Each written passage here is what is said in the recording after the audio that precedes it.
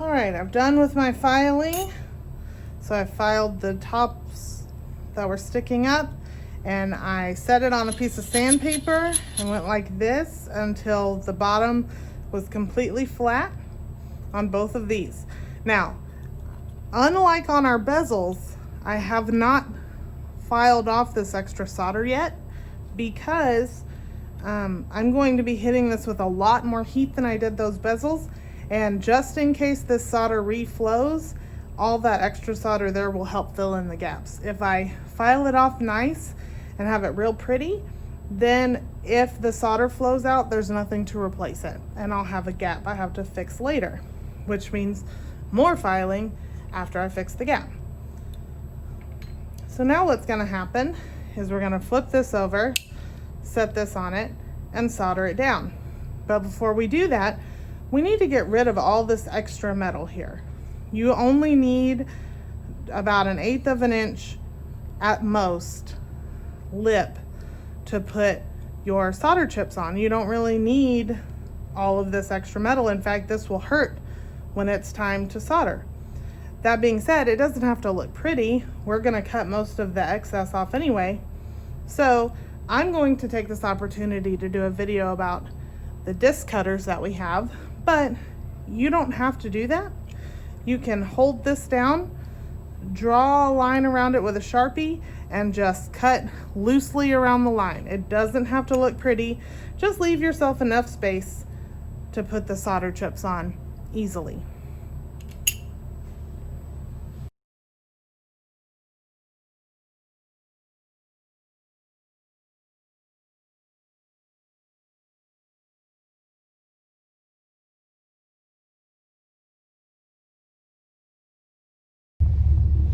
It's now time to do our other one. I'm going to do the exact same thing. However, this brick is hot now, so I'm going to be conscious of that. And that also means that it's going to make my flux evaporate quicker. So I need to move faster. Flux. I'm not going to use whiteout this time, and hope for the best.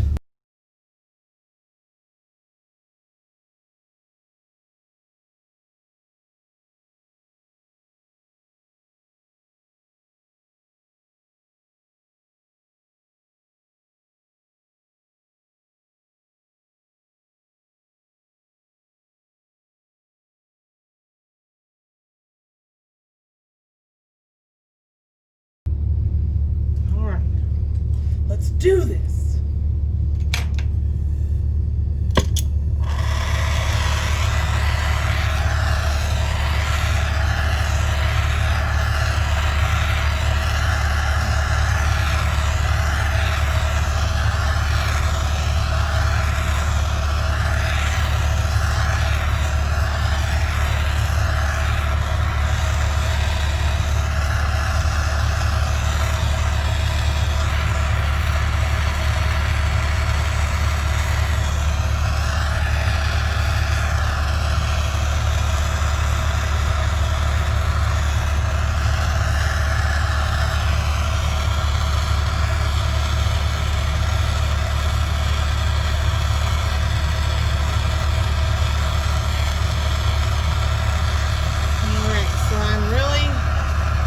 Take this opportunity to make sure the top and the middle are nice and heated.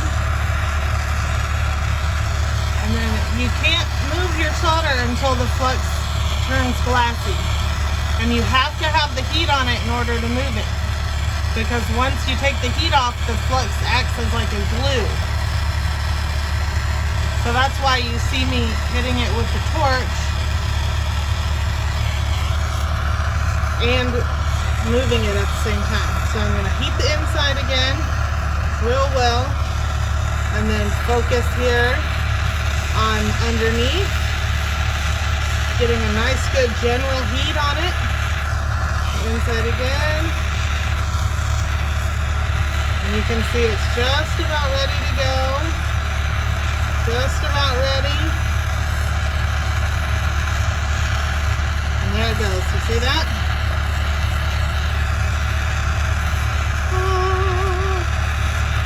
So beautiful. there it goes. You see the solder moving all around. I hit the inside again just to make sure that it's drawn inwards. And that is a success. I'm going to let it cool a moment before I stick it in the quench, just so that I don't shock it too much. And then I will clean it and test the fit.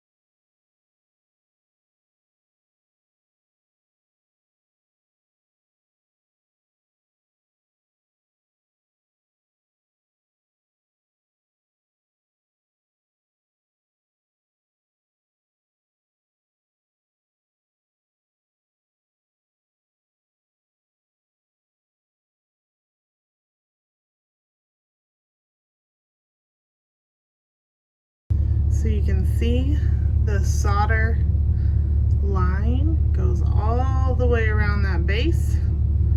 You don't see any dark lines around that seam that would indicate that it's not closed. And if you look on the inside, it's really dirty, but you can see that the solder goes all the way around the inside as well. So that is a successful solder. And this one is the same way. In fact, you might even be able to see it better. You see that bright silver line all the way around the base? That's the solder. You see my solder on the side still intact, and you can see it all the way around the inside as well.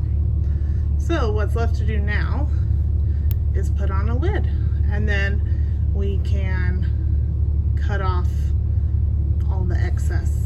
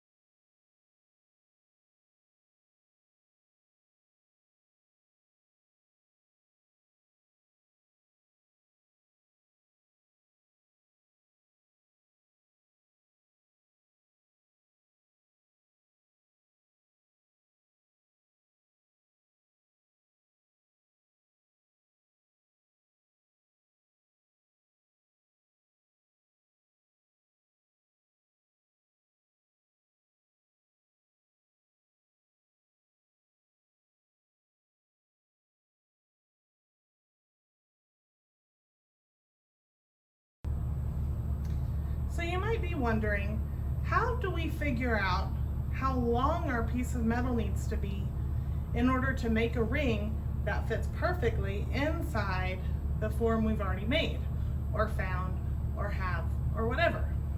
Well, there's two general formulas you can use to figure it out, based on what information you have.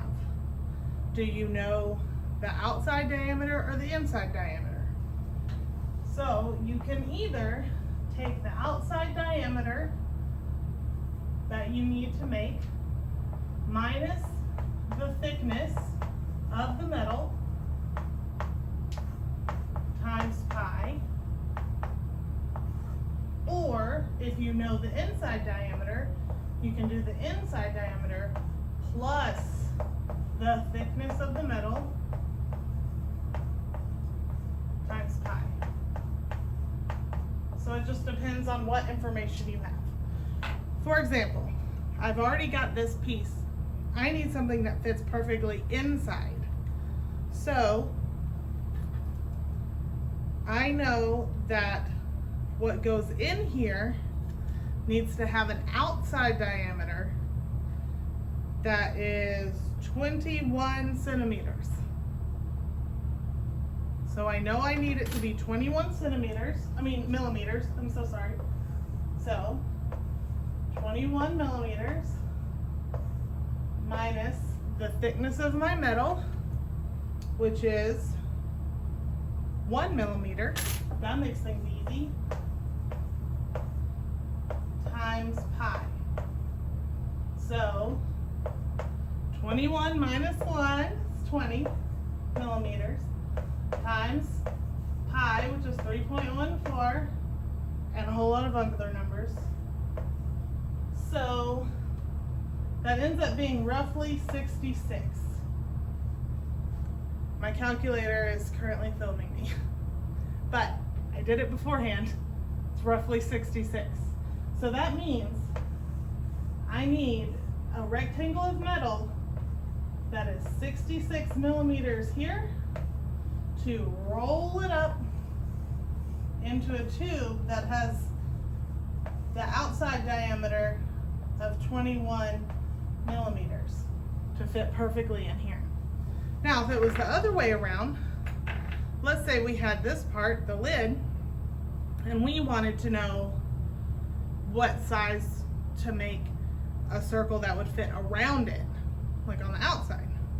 So that would mean we know the inside diameter of the ring we're trying to make, because we know it needs to fit snugly around this. So we could do the inside diameter of this piece of metal needs to be 22 millimeters plus the thickness is 1 millimeter. So that would end up being 23 times pi, which is roughly, I think, 72-ish. So if I needed to make a piece of metal that would fit perfectly around this, my blank would need to be 72 millimeters long. To make a piece of metal into a circle that fits perfectly inside of this, the blank needs to be roughly 66 millimeters long. So it all depends on what information you already have. I hope that helps.